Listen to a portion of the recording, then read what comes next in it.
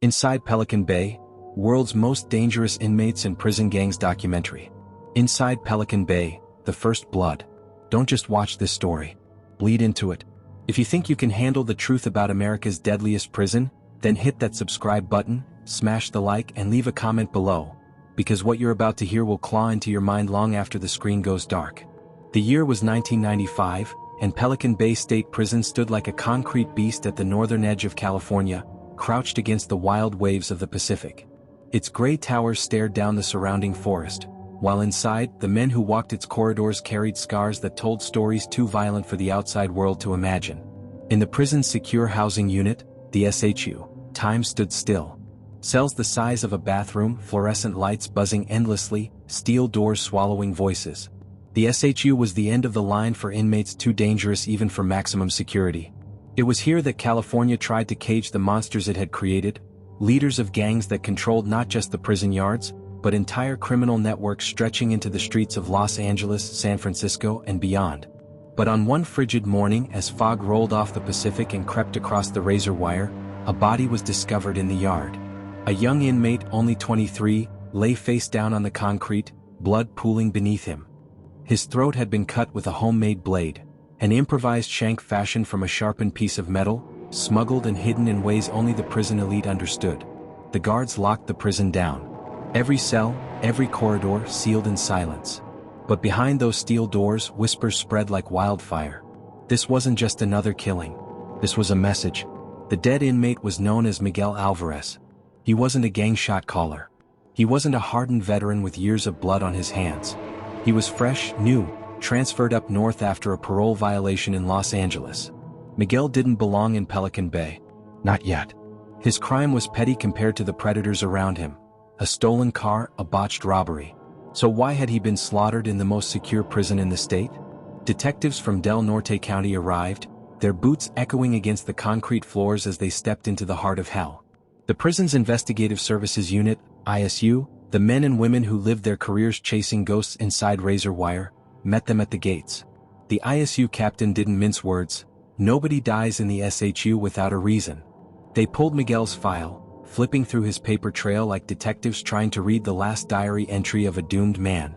Nothing suggested ties to the Aryan Brotherhood, Nuestra Familia, the Black Guerrilla Family, or the Mexican Mafia, the four major powers that ruled California prisons. Yet someone had ordered his death. The detectives turned to the cameras. Pelican Bay's SHU had eyes everywhere, grainy black and white footage recorded from ceiling-mounted lenses, forever capturing men pacing like caged animals. The tapes showed Miguel walking out to the exercise yard that morning. He had been alone at first, circling the small concrete pen where prisoners were allowed a few hours of freedom beneath a steel mesh sky. Then another inmate appeared. Tall, broad-shouldered, tattoos crawling across his neck. His name, David Red Haskins, a lieutenant for the Aryan Brotherhood. The camera had caught Red pacing alongside Miguel, their mouths moving, words exchanged. Then in one chilling motion, Red stepped behind him, his arm flashing forward. Miguel collapsed. Red knelt, pressing the blade once more, quick and silent. The whole attack lasted less than 10 seconds. The guards rushed in too late.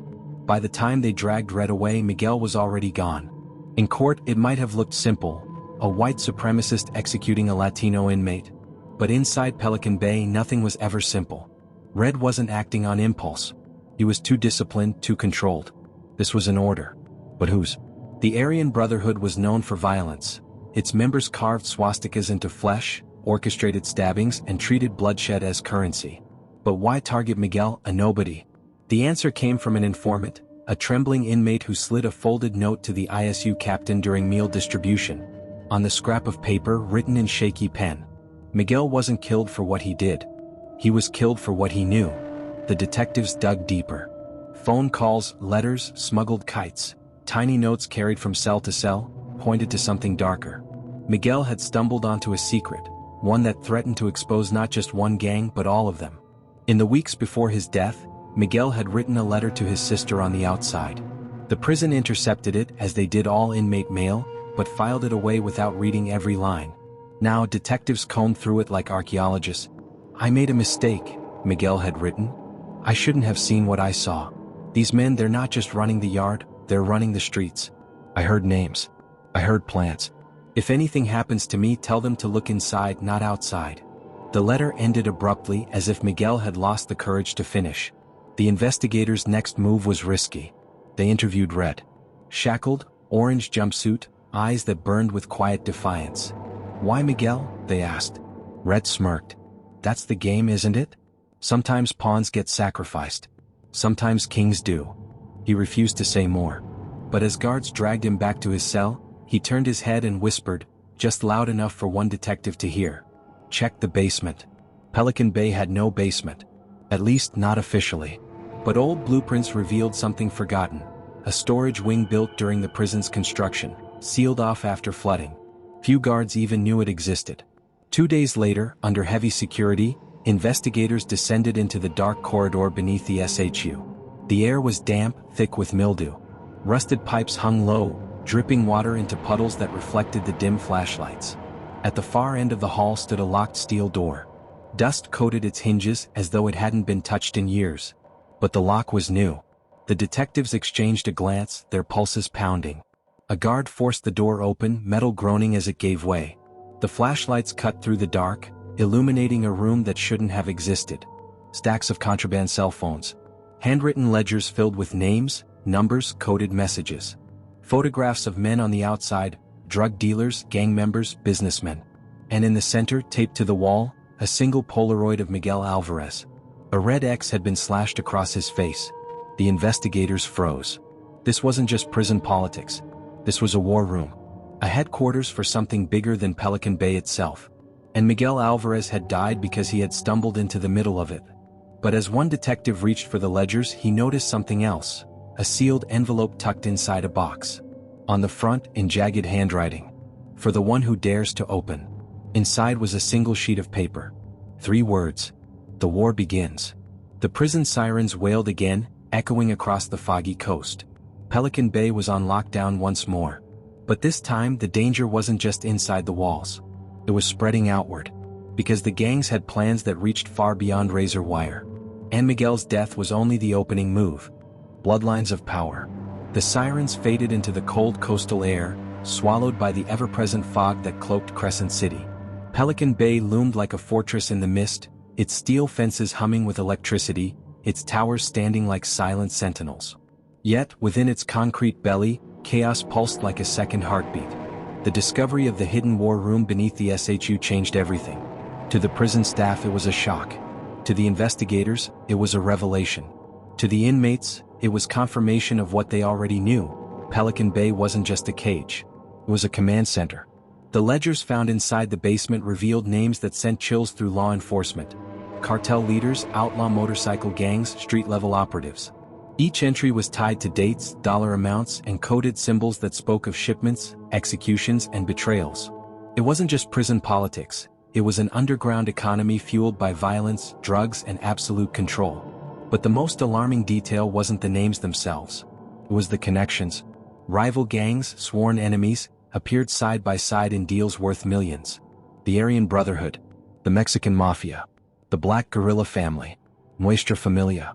Groups that were supposed to be at war had built alliances, operating like a shadow government. The investigators realized Miguel Alvarez hadn't been an unlucky victim. He had been a witness. And in Pelican Bay, witnesses never lived long. The lieutenant's warning. The ISU captain kept replaying Red Haskins' cryptic words. Check the basement. Red hadn't tipped them out of kindness. Aryan Brotherhood enforcers didn't trade information unless there was a larger play. Why would Red risk exposing the war room? What did he gain? The answer came the following week, when the detectives received an anonymous call routed through a burner phone. The voice was low, distorted, but the message was clear. You're looking in the wrong place. The war isn't starting inside Pelican Bay. It's starting outside. And you're already too late. The call cut off before they could trace it. That night, violence erupted across California.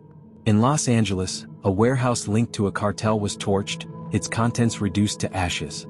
In Oakland, a drive-by left 4 dead, all members of a street crew tied to the Black Guerrilla Family. And in Sacramento, police intercepted a shipment of assault rifles hidden in a Produce truck, traced back to men loyal to the Aryan Brotherhood. The chaos wasn't random. It was coordinated. And every piece of evidence pointed back to Pelican Bay, behind the razor wire. Inside the prison, the tension was palpable. The SHU, normally a place of endless monotony, buzzed with the energy of impending conflict.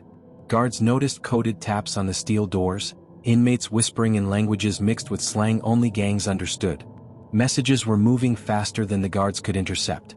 One of the most feared names whispered in the corridors was Hector El Sombra Delgado, a high-ranking shot caller for the Mexican mafia. Locked in solitary for 2 decades, Delgado hadn't walked free air in years, but his influence stretched from the yards of Pelican Bay to the barrios of Los Angeles. According to the ledgers, Delgado was one of the architects of the new alliance. His plan was brutal in its simplicity: stop fighting each other, unite resources, and dominate the drug pipelines flooding the West Coast. But such an alliance demanded blood sacrifices, examples to prove loyalty. Miguel Alvarez had been one, and there would be more. The informant. Weeks into the lockdown, the investigators received a tip. An inmate wanted to talk. His name was Ray Bones Marquez, a former gang member who had flipped years earlier and now lived in the fragile limbo of protective custody. They met him in a dim interview room separated by thick plexiglass. His eyes darted nervously, scanning the corners as if the walls themselves were listening. "I know why Miguel died," Bones whispered. "He overheard something he shouldn't have. A shipment. Not drugs. Not guns. Something bigger. The gangs are moving into business with people outside the game. Politicians. Cops. Judges. They're building something untouchable." The detectives pressed him for details, but Bones shook his head. "I've said too much already. If they find out, I'm dead." As he stood to leave, he slipped a folded scrap of paper beneath the plexiglass. On it was a single name: Senator Daniel Whitmore. A rotten connection. Whitmore was no stranger to the public eye. A charismatic figure with a spotless reputation, he had built his career on promises of law and order, campaigning for harsher sentences and expanded prison funding. He often toured facilities like Pelican Bay, shaking hands with wardens, declaring he was tough on crime. But the ledgers told a different story. His name appeared beside coded transactions, figures in the hundreds of thousands. The possibility was unthinkable. Could a sitting senator be in league with prison gangs? The investigators knew exposing such a connection would be explosive. Careers could end. Entire institutions could crumble. But the deeper they dug, the more the threads tied together. Whitmore's campaign donations traced back to shell companies with suspicious ties. His brother-in-law owned a trucking company flagged in cartel investigations. And the senator's sudden rise to power, funded by seemingly endless cash, now looked less like ambition and more like allegiance. The first betrayal. Just as the detectives prepared to move on Whitmore, tragedy struck. Ray Bones Marquez was found dead in his cell. Officially it was suicide, bedsheet tied to the bars, body hanging limp. But those who knew Pelican Bay understood. Nothing happened without permission. Bones had been silenced. The ISU captain slammed his fist against the interrogation table. "They're playing us. Every time we get close, they cut the rope." The death sent shockwaves through the prison. Inmates celebrated with cryptic smiles, as if another piece of the puzzle had fallen into place. And then came the second blow. Red Haskins, the Aryan Brotherhood enforcer who had pointed them to the basement, vanished. Not escaped, vanished. Guards swore he was in his cell at lights out. By morning, the bunk was empty, the door still locked from the outside. How could a man disappear from Pelican Bay? Unless, of course, he had help. The escape that shouldn't exist. The investigators tore the SHU apart, but no trace of Red appeared. Weeks later, his body surfaced in the Smith River, miles from the prison. Hands bound, throat slit. The message was clear: traitors died no matter how high they stood. But the investigators couldn't shake one thought: Red had been inside the most secure prison in America. His death outside meant the unthinkable. Someone within the system had helped him out. Whether a guard, a warden, or higher, the gangs had their claws deep in the institution. And if Red had been silenced, it meant the war was accelerating. A world on fire. Across the state, violence surged. Drive-bys, bombings, disappearances. The gangs weren't just fighting for territory, they were reshaping the underworld, consolidating power. In Fresno, a police evidence locker was broken into, with hundreds of confiscated weapons stolen. In Los Angeles, an armored truck carrying pharmaceutical opioids was hijacked in broad daylight. In San Diego, a judge known for ruling against cartel-linked defendants was assassinated in his driveway. The gangs were no longer content ruling from prison. They were declaring war on the state itself. And Pelican Bay remained their nerve center. The pattern emerges. Back in the basement war room, investigators studied the ledgers again. Between the lines of coded transactions and shipments, a pattern emerged. Every major act of violence on the outside matched an entry, dates scribbled with precision, initials that aligned with nicknames of gang leaders. And one phrase kept appearing in the margins: Project Dominion. Nobody knew what it meant, but the scale of it was terrifying. Dominion wasn't a turf war. Dominion was conquest. The more they pieced it together, the clearer it became. The gangs weren't trying to survive. They were trying to build an empire. The senator's shadow. Senator Whitmore held a press conference, condemning the wave of violence. Cameras flashed as he vowed to double prison funding, promising to crush the gangs at their source. But behind the polished smile, detectives now saw the mask. Every speech, every promise of order, was cover for the deals written in the ledgers. One anonymous tip confirmed their suspicions. Whitmore had visited Pelican Bay under the guise of inspection tours, but in reality he had met privately with Delgado and other shot callers. The lines blurred. Was the senator using the gangs, or were the gangs using him? The second betrayal. Just as investigators prepared to leak their findings, a fire broke out in the prison archives. Files, ledgers, surveillance tapes, everything linked to the war room was destroyed in the blaze. The official report blamed faulty wiring. But those who had walked Pelican Bay's corridors knew the truth. Someone inside wanted the evidence gone. The investigators were back at square one. Except for one thing. During the chaos of the fire, one ledger survived, scorched but readable. And inside was a final entry, dated only days away. Dominion begins, Los Angeles. The detectives stared at the entry, chilled to their core. Dominion wasn't just a plan. It was an event. And it was about to unfold in one of the largest cities in America. If the gangs succeeded, Los Angeles wouldn't just bleed, it would burn. And Pelican Bay, the prison meant to contain monsters, would be the place that unleashed them. The investigators knew they had hours, maybe days, to stop it. But already the shadows were moving faster than they could chase. Because the gangs weren't just inside anymore. They were everywhere. Project Dominion. The streets of Los Angeles were never quiet, but that week the city felt like it was holding its breath. Gang activity had spiked in every neighborhood. Graffiti tags, skulls, serpents, swastikas, spread like warnings across walls.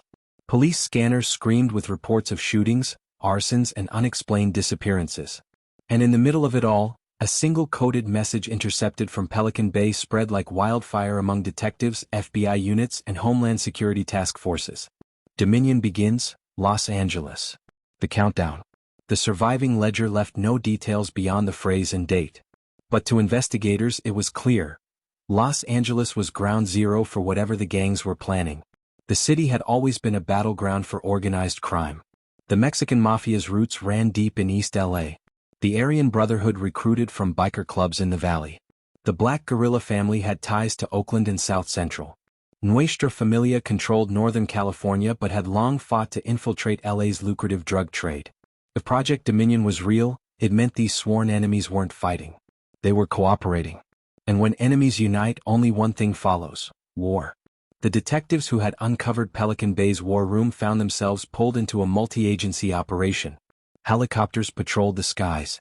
SWAT units drilled for urban combat scenarios. Undercover officers tried desperately to infiltrate street crews for intel. But information was scarce, almost non-existent. The gangs had gone dark. No chatter on phones, no intercepted kites, no loose tongues in the prison yards. It was as if the city itself was waiting for something unspeakable. The senator steps forward. In the middle of the chaos, Senator Daniel Whitmore stepped to the podium in downtown Los Angeles. Cameras clicked, lights glared, and the senator, dressed in his trademark navy suit and red tie, promised decisive action.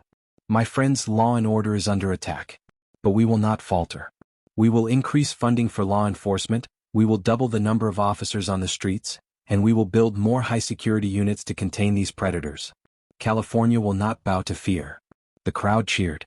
The headlines called him a savior. But behind closed doors, the investigators who had traced Whitmore's name through cartel ledgers felt nothing but disgust. Because they now knew the truth, Whitmore wasn't fighting the gangs. He was helping them grow. The missing piece. The scorched ledger revealed one more clue, a series of initials scrawled beside the word Dominion. They weren't gang names. They were locations. LAPD narcotics units rushed to cross-reference addresses linked to those initials. Warehouses. abandoned factories, truck yards. One location stood out, a shipping hub near the port of Los Angeles, owned by a logistics company tied to Whitmore's brother-in-law. On paper it was a legitimate freight business. In reality, it had been flagged multiple times for suspicious activity but never raided. The task force knew they had found something. But what they didn't know was whether they had the time to stop it. The warehouse. The raid began at 2:17 a.m. Black-clad SWAT officers stormed the building, their boots crunching across concrete floors. The air reeked of gasoline and gun oil. Inside they found dozens of crates stacked to the ceiling. Some contained rifles. Others, bricks of heroin wrapped in duct tape. But the most chilling discovery wasn't the weapons or the drugs. It was the map. Pinned to the wall, drawn in thick black marker, was a city grid of Los Angeles. Red XS marked multiple points: downtown courthouses, police precincts, city hall, rival gang neighborhoods. It wasn't just a map. It was a blueprint for destruction. Project Dominion wasn't about business. It was about terror. The gangs had united to launch a coordinated attack designed to cripple the city, overwhelm police, and seize control of neighborhoods in a single night. The double agent. Before the task force could process the warehouse evidence, one of their own cracked. An LAPD lieutenant, on the force for nearly 20 years, was caught slipping a flash drive into his pocket. When confronted, he pulled a gun on his fellow officers before being wrestled to the ground. On the drive were names and addresses, undercover agents, safe houses, even the task force's staging points. The lieutenant had been selling information to the Mexican mafia for years. Whitmore had used him as a conduit to feed intel back to the gangs. The realization sent shivers down every spine. The gangs weren't just in the streets or prisons. They were inside the very institutions meant to stop them. The night of Dominion. It began on a Thursday night, when the city seemed half asleep. At 10:43 p.m., a Molotov cocktail shattered against the glass doors of a police substation in Boyle Heights. 10 minutes later, a courthouse in Inglewood was set ablaze. By 11:15, gunfire echoed across Watts, South Central, and Compton as crews loyal to the Black Guerrilla family and Mexican Mafia lit up rival blocks. The Aryan Brotherhood joined in, targeting police convoys on the 110 freeway, ambushing with assault rifles from overpasses. In the valley, Nuestra Familia set off pipe bombs outside 2 sheriff substations. Within an hour, Los Angeles was burning. Sirens wailed. Helicopters circled. Streets filled with smoke, gunfire, and chaos. The gangs had turned the city into a battlefield. And it was all orchestrated from Pelican Bay. The puppet master. Back inside the SHU, Hector El Sombra Delgado sat cross-legged in his cell, eyes closed, lips moving in silent prayer. From his windowless cage, Delgado had pulled the strings of the deadliest night in California's history. His coded messages had passed through kites, guards on the take, corrupted officials, all funneling orders into the veins of the city. And beside him, in another cell, lay a stack of envelopes ready to be smuggled out. Each one contained instructions for the next phase of Dominion. The first night had been chaos. The next nights would be conquest. Unless someone stopped it. The investigators' gambit. The task force realized they had only one chance. They couldn't stop every fire, every shooting, every bomb. But they could decapitate the operation at its head. They needed Delgado. But Delgado was locked in a concrete tomb built specifically to prevent communication. Officially, nobody could reach him. Unofficially, everyone knew otherwise. The investigators hatched a dangerous plan: plant an agent inside Pelican Bay, posing as a corrupted guard willing to run messages for Delgado. Gain his trust. Gather intel. And expose the next move of Dominion before it unfolded. It was reckless. It was desperate. But it was the only card left to play. Infiltration. The agent chosen was Michael Carter, a former Marine turned corrections officer. He had the look, broad, scarred, with eyes that seemed to understand violence. To Delgado, Carter would appear as a man willing to trade loyalty for money. Carter's first meeting with Delgado was tense. He stood outside the cell door, sliding a folded kite through the food slot. Delgado's eyes flicked up, dark and sharp. "You're not like the others," Delgado said quietly. "Most guards fear me. You don't." "I'm here to make money," Carter replied flatly. Delgado studied him for a long moment, then nodded. "Good. Then you'll live." The revelation. Weeks passed as Carter carried fake messages, building Delgado's trust. Finally, the moment came. Delgado leaned close to the slot, whispering words that would chill Carter to the bone. "Dominion is not about Los Angeles," Delgado said.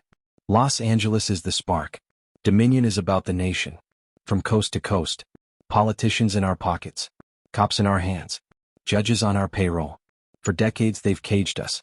Now we will cage them. Delgado slid a note through the slot. Carter unfolded it later in a surveillance van. Inside was a list of cities: Phoenix, Denver, Chicago, Houston, Miami. Dominion wasn't ending in Los Angeles. It was beginning there. The senator's fall. Meanwhile, evidence against Senator Whitmore mounted. Bank records. Surveillance photos. Testimonies from flipped cartel couriers. Everything pointed to his direct involvement in orchestrating Dominion's political cover. The FBI prepared to arrest him. But before they could move, Whitmore disappeared. His security detail claimed ignorance. His house was empty, his phones disconnected. And then 1 week later, his body was found in a burned-out car in the Mojave Desert. Shot twice in the head, execution style. The gangs had silenced him too. He had served his purpose. Now he was a liability. The climax. As Dominion spread, Los Angeles stood on the brink of collapse. The governor declared a state of emergency. National Guard units patrolled the streets. Federal agents swarmed Pelican Bay, determined to cut off Delgado's command. Carter, still undercover, knew his time was running out. Delgado had just whispered a final order: a coordinated strike on San Diego, targeting both the naval base and courthouse. If Carter didn't act, the bloodshed would consume another city. That night, Carter smuggled out the details. SWAT teams intercepted the operatives in San Diego before the attack could unfold. Dozens were arrested, weapons seized. For the first time, Dominion faltered. When Delgado heard the news, his calm mask cracked. He slammed his fists against the steel door, screaming curses in Spanish and English. He had been betrayed. The twist. The task force prepared to celebrate. Dominion had been crippled. Delgado's empire had taken a blow. But then, a new revelation surfaced. The ledgers didn't stop with Delgado. They didn't stop with Whitmore. At the very top of the chain, beyond the gangs, beyond the senator, stood a coalition of businessmen and financiers, legitimate faces funding the chaos for profit. Every prison built, every security contract signed, every drug pipeline laundered through shell corporations. They weren't accidents.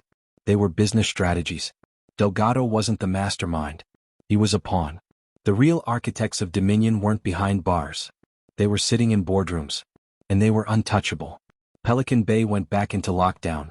Delgado rotted in his SHU cell, his empire fractured but not destroyed. The gangs licked their wounds, but their power remained. Los Angeles smoldered, scarred but still standing. The investigators closed the official case file, but none of them believed it was truly over. Dominion hadn't been defeated. It had only been delayed. Because as long as there was money and violence, the machine would keep turning. And the next Miguel Alvarez, the next unlucky soul who stumbled into the wrong secret, would meet the same fate. The documentary fades on the image of Pelican Bay, its gray towers swallowed by fog, its silence hiding the roar of an empire that never really sleeps. They thought the war had ended with Dominion. But 1 year later, a judge in Chicago was gunned down outside his home. The bullet casings bore the same markings as those found in Los Angeles. The war hadn't ended. It had only spread. So ask yourself, if the gangs can run the streets from cages, who really runs the cages themselves?